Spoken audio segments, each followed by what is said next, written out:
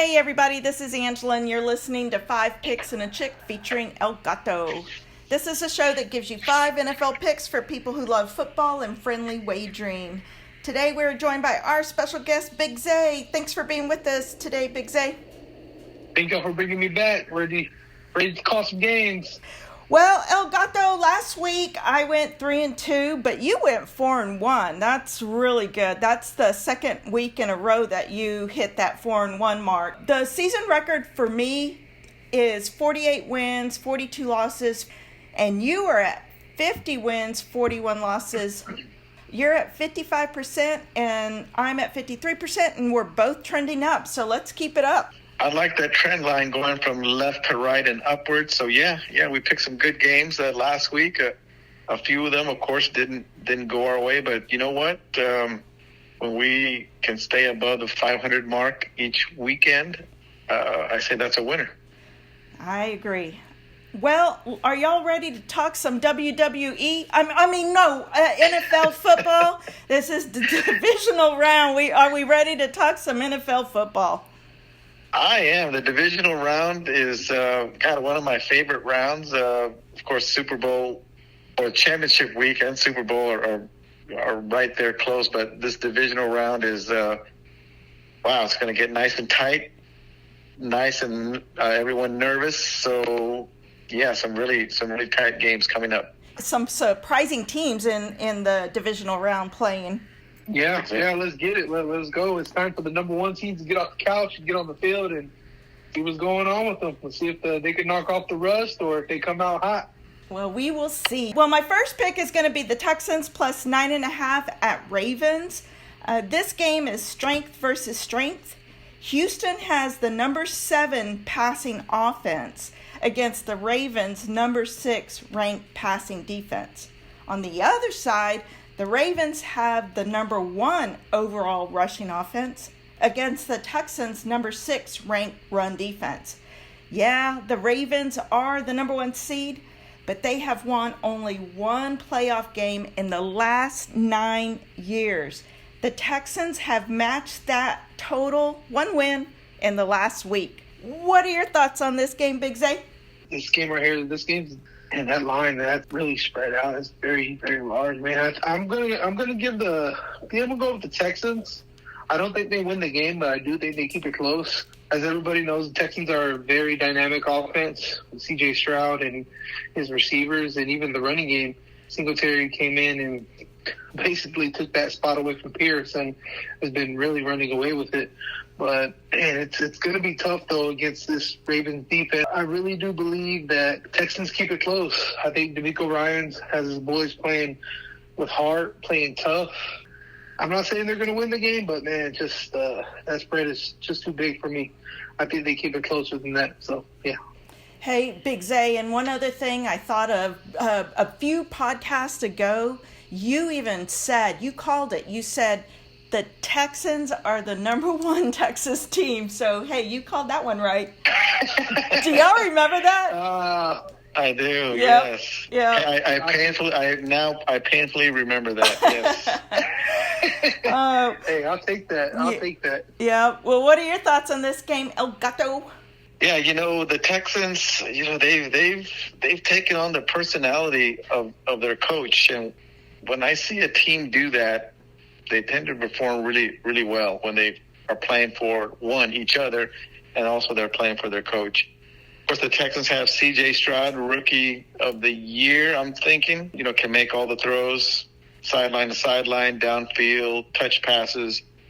He can extend drives by scrambling. But then again, the Ravens are coming in number 1 seed.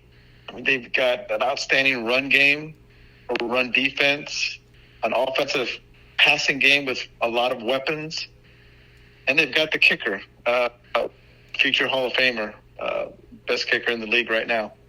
9.5 is a bunch of points when it comes to these divisional rounds, and I'm going to go ahead and take the other side. I'm going to take the Ravens. I'm going to take them only because they're at home. It seems like they've got the best squad they've had, overall team in the last several years. It's amazing, Angela, you brought up that stat, only one game and only one win in the playoffs in the last 8 or 9 years, I think you mentioned. That's 9 years. That is almost like hard to imagine considering the quarterback they've had and other players they've had, other quality players. But I'm going to take the Ravens here. I'm expecting like a 30-20 game, kind of high scoring, but I think the Ravens pull away at the end with their defense. All right. Well, you said 30-20, and I like that because I am going with the over in this game. It's 43.5. And I know Big Zay touched on this with DeMeco Ryans. He has defensive experience, and I think with that experience, he'll create a great game plan to pressure Jackson. But I still believe that this game will be high scoring. So I'm taking the over in this game, 43.5. What are your thoughts on the over-under in this game, Big Zay? I have to agree with you. As you just said a while ago, they're going to bring the pressure on Jackson. I feel like that's where he excels. That's his expertise with. You bring the pressure, he's going to make a play with his legs. Give me that. Then on the other end, like I said earlier, C.J. Stroud and that offense. They are calling for, I think it's going to be light snow, 22 degrees at kickoff. But, man, I think these offenses are too high-powered, and they'll for sure get that over, in my opinion. What are your thoughts on the over-under in this game, El Gato? Yeah, I'm going to go with the over on it. I expect both quarterbacks to perform at a high level. I expect their skill position players, the receivers and running backs, to also have some big plays, get downfield, change field position, and score the football ultimately. So I'm thinking the over 43.5 will be accomplished. Yeah, I'll take the over. Do you have a third pick for us, Big Zay? I do, and this one's going to be pretty surprising because it just knocked out my team last week on Monday. I'm going to take the Bucks plus 6.5 against the Lions. In my opinion, it's kind of hard to tell. It hurts me to say, but that Bucks team made the Eagles defense look so pathetic. It was unreal to watch. We let Baker Mayfield look like Brett Favre out there, and it was completely embarrassing. Baker Mayfield's one of them quarterbacks where if he's on his high, I believe he carries it over. So I think he's going to carry it over this week, ride that high, and continue to get it together. I think that his receivers, the score should have been 55-9 if his receivers would have caught half the balls they dropped. But I think they get it together, and I think they actually do pull off the upset and take out the Lions. Their defense on the other end they played lights out against the Eagles. If they can keep that defense up, I think they'll have a real big shot of winning this ball game. So surprisingly, I'm gonna take the Bucks. Not taking anything away, and I know what I said in the past times I've been on the podcast. I would never go against Dan Campbell. But man, that Bucks team, they look pretty darn good in my opinion. What are your thoughts on this game, El Gato? Yeah, Tampa Bay at plus 6.5. They played really well against the Eagles. Eagles at sometimes during that game looked, disinterested, or maybe it was just the Bucks causing them to look disinterested. They were just not themselves. But Baker Mayfield, as Big Zay mentioned, has been on a roll these last 2 or 3 weeks, playing really solid, hitting his passes downfield, scrambling to get a few yards or extend a drive. And the running backs are also converting the third downs, third and shorts, third and threes. Those are the money yards in the NFL when you can convert that. Of course, that Tampa defense is pretty solid. They're a nice little sticky defense. On the other hand, Tampa Bay is going to have to deal with, I think, more skilled players on the Lions side with their wide receiver group and their running backs. And then they're going to have to deal on the defensive side with the Lions. A couple of good edge rushers, probably some edge rushers that will be able to get to Baker that the Eagles' defensive line was not able to. So I'm going to take the Lions in this one. It's a big spread, or minus 6.5 for the Lions, but I'm going to go with the Lions on this one. That the key to the Lions winning that Rams game, I think, was keeping the Rams out of the end zone. If the Rams could have only converted one out of those three inside the 15 or 20, wherever they were. They're pretty close to the end zone on 3 occasions. Converting one of those, they would have won that game. But the Lions, they bowed up and kept them out of the end zone. I expect the Lions defense to give up some yards, but keep Tampa out of that end zone. So I'll take the Lions on this one. Yeah, I'm also going to go with the Lions. Now Tampa Bay is on the road facing an elite offense and the Lions, who are top 5 in passing and rushing offense. So I'm going with the Lions in this game. All right. Do you have a 4th and 5th pick for us, El Gato?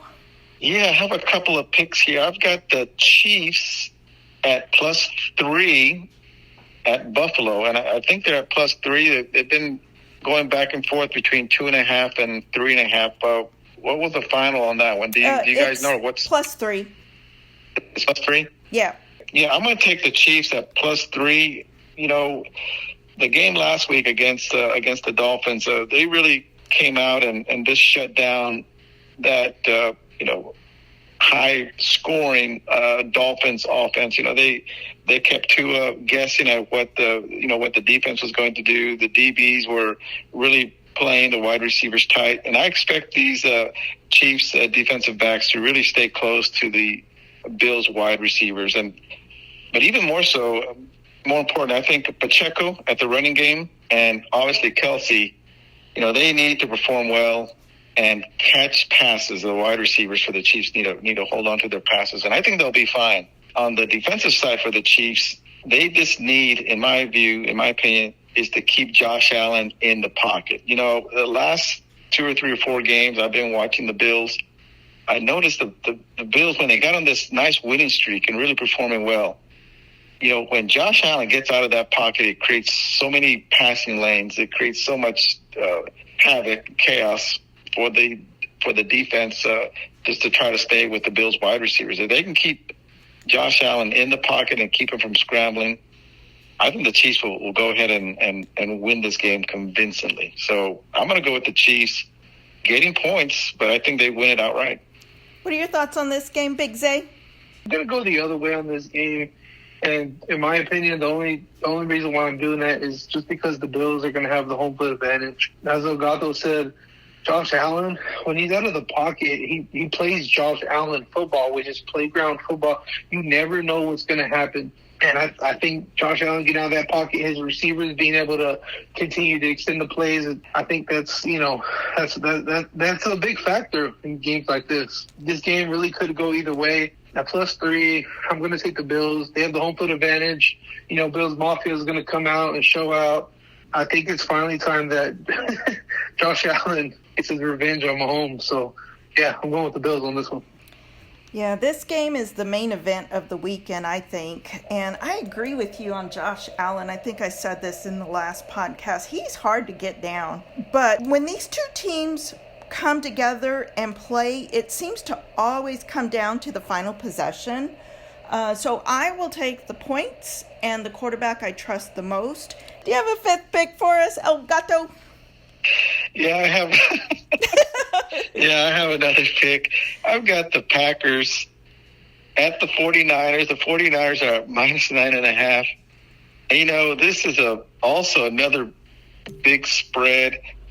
A friend of mine texted me earlier in the week and said, hey, Felix, look at this spread. I go, damn, that's a big spread. But, I started thinking about it. And, the Packers, they put up a 40-burger, almost a 50-burger on the Cowboys last week. Yeah, they just outplayed the Cowboys. The Cowboys also, something was up with them. I don't know what was, but they weren't ready to play, obviously, the way the Packers performed and just went up and down the field. The Packers are going to be facing, a different team mentally this week in the 49ers. And, the 49ers got that solid defense. They've got a solid pass rush. Let me get to that pass rush. The Cowboys did not sack Jordan Love not one time. Micah Parsons, the self-promoting best defensive edge rusher in the NFL, got 1 quarterback pressure, 1 solo tackle, and 1 assisted tackle. The 49ers front 4 or front 7 are not going to perform like the Cowboys did last week. They're going to get after Jordan Love. They're going to create a bunch of problems for him. Offensively, the 49ers got that solid run game with McCaffrey. They've got capable wide receivers to convert third downs and get away from the Packers defensive backs, unlike what the Cowboys could not do is create separation. I think the 49ers win big on this one. The Packers are going to put up some points, a few. I think the 49ers break away on this one. I'll take the 49ers at minus 9.5. What are your thoughts on this game, Big Zay? I'm going to go with the Packers at plus 9.5. I think that Jordan Love right now, after last week especially, he's leading that team. Him and Aaron Jones in the backfield. Aaron Jones is playing like a veteran who's ready to be a leader, and he showed out last week. He was unstoppable, really. I know it's going to be kind of hard to do that against the 49ers and that rush defense, but I think that Jordan Love and that offense and Romeo Doubs, I think they can get it done. I don't think they win the game, but I do think that they keep it closer than 10 points, in my opinion. I think also you may see some rust with the 49ers. I think that the Packers are going to get pressure on Purdy, which, in my opinion, that might be one of the only ways to stop these 49ers, is to get pressure and pray. I think this Packers team, we're going to be seeing them a lot in the future. Jordan Love looked like Aaron Rodgers' reincarnation. There was one pass where he threw the ball and he flicked the wrist, just like Aaron Rodgers does. And it was a thing of beauty, and it's crazy. It's crazy to think that this guy's been sitting behind Aaron Rodgers, which could have been a good thing for his development. Yeah, this spread is just too big for me. I think the Packers keep it close, but if they can get to Purdy, they might be able to pull off a miracle.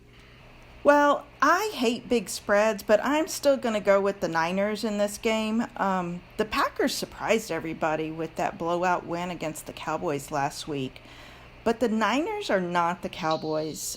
This will be the Packers' fourth road game in 5 weeks. And not only are the Niners rested, they are top 5 in every offensive and defensive category. I think one thing the Cowboys did not do last week or at the onset is expose the Green Bay rush defense. I think the Niners will expose the Green Bay rush defense, and I think the Niners will cover 9.5. So I'm going with the Niners. All right. Well, do you have any final thoughts for us, El Gato? Well, this is final 4 games, divisional round. The winners go to their respective NFC and AFC championship games. So, yeah, every snap is going to matter, every yard, every third down conversion, field position. It's going to be an exciting weekend. We're going to see some very good football, I'm hoping, this weekend. Let's see what happens. What about you, Big Zay? Yeah, this is the cream of the crop right here, the NFL. Whether we like it or not, these teams have proven why they should be there. I just hope that, we get some close football games. Like I said earlier, let's see what these number 1 seeds do. Are they going to come out rusty? Are they going to come out flat? Or are they going to come out looking like they're rejuvenated? We'll see what happens. I know for the Ravens, having that bye week is pretty big, just because there is a possibility Mark Andrews might be coming back, which would completely change a bunch of things. So, yeah. So I'm excited to see what happens this week. Yeah, me too.